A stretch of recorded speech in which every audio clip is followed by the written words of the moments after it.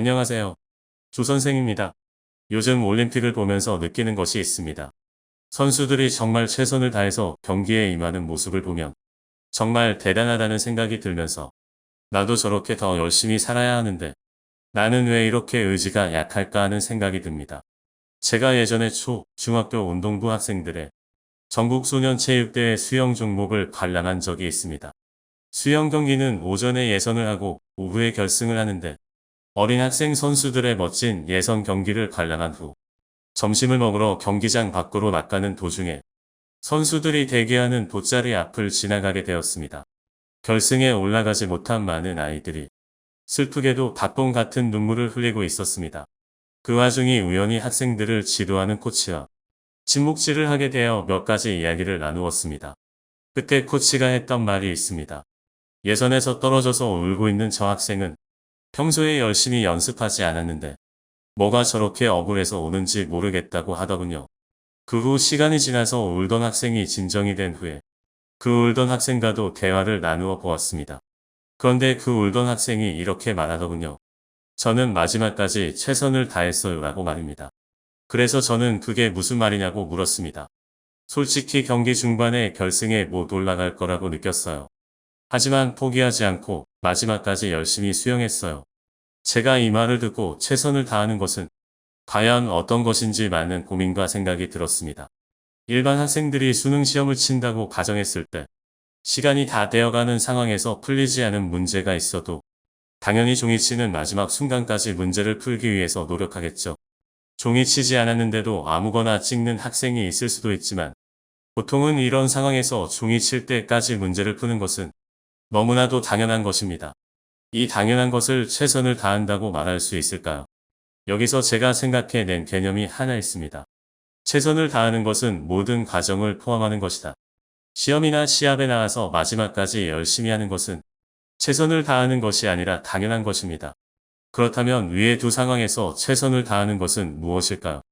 첫 번째 상황에서는 시합 전에 있는 모든 훈련 과정에서 최선을 다해서 수영 훈련을 하는 것이고, 두 번째 상황에서는 야간 자율학습이나 학교, 학원 등등에서 수능을 치기 전에 최선을 다해서 공부를 하는 것이겠죠.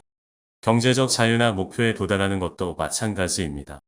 한 방에 대박을 터뜨려서 부자가 되는 사람들도 간혹 있습니다만, 제가 본 자수성가 부자들 중에 과정이 없고 고난이 없는 사람들은 거의 없었습니다. 그리고 흔히 말하는 졸부들 중에는 재산을 지키는 사람 또한 흔치 않았습니다. 이전 영상에서 제가 다루었듯이 돈그릇을 차근차근 키워서 부자가 되는 것이 자연스럽고 안정적인 테크트리입니다. 운 좋게 많은 재산을 얻었다 한들 그것을 관리하는 것은 운으로 되지 않는 부분이 많거든요. 지금부터는 조금, 아니 아주 꼰대 같은 말을 시작하겠습니다.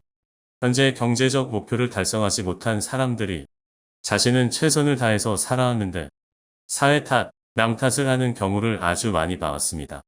이런 사람들이 최선을 다해서 살아왔다고 이야기하는 경우는 최근 1에서 3년 혹은 길어야 5년 정도인 경우가 대부분입니다.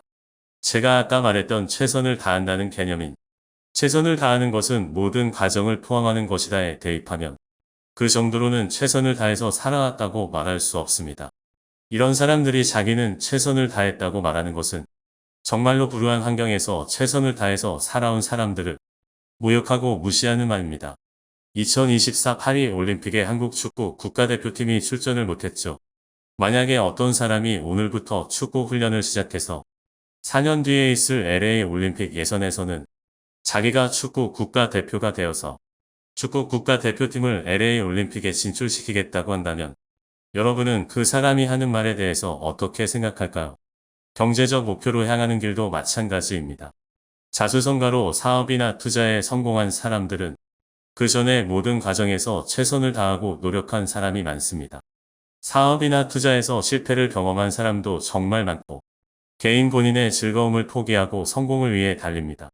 그 세월이 짧게 잡아줘도 보통 10년입니다. 반짝이는 젊은 시절을 다 갈아 넣은 사람도 천지비갈입니다. 그런데 꼴랑 1에서 3년, 길어야 5년 동안 뭔가를 찝쩍거린 다음에 성공하지 못한다고 징징대는, 놀랍게도 이런 사람들이 정말로 너무나 많습니다.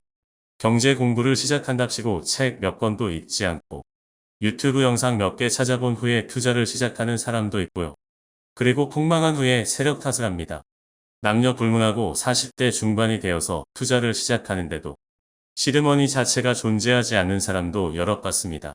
정말 힘들게 살아오신 분들도 분명 존재합니다만 그냥 불필요한 소비가 커서 시드머니가 없는 사람들이 수두룩합니다. 이런 분들이 처음에는 꼭 필요한 소비였다고 스스로를 변호하지만 정작 투자를 위해서 소비를 줄이고 시드머니를 모으기 시작하면 또 곧잘 저축을 하기 시작합니다. 그러면 시간이 지나고 나서 과거의 소비가 불필요했다는 걸 인정하죠. 모든 과정에서 최선을 다한 것이 아니란 것입니다. 대학교에서 학사 과정을 수료하는데도 4년이 필요합니다. 길다면 긴 시간이고 짧다면 짧은 시간이지만 학사 과정을 수료한다고 해서 그 분야에 대해서 모든 것을 알 수 있나요? 4년도 짧은 시간일진데 그것보다 더 짧은 시간은 말할 것도 없습니다. 여러분이 만약 아직 여러분이 설정한 목표에 도달하지 못했다면 사실은 모든 과정에서 최선을 다한 것이 아닐 수도 있고 아직까지 최선을 다한 기간이 너무 짧을 수도 있습니다. 제가 생각하는 최선을 개념을 다시 한번 말씀드리겠습니다. 최선을 다하는 것은 모든 과정을 포함하는 것이다. 이 영상을 시청하시는 모든 분들이 자신이 원하는 삶의 목표를 달성하시기를 바랍니다. 오늘도 좋은 하루 보내시고 영상 봐주셔서 감사합니다. 조선생이었습니다.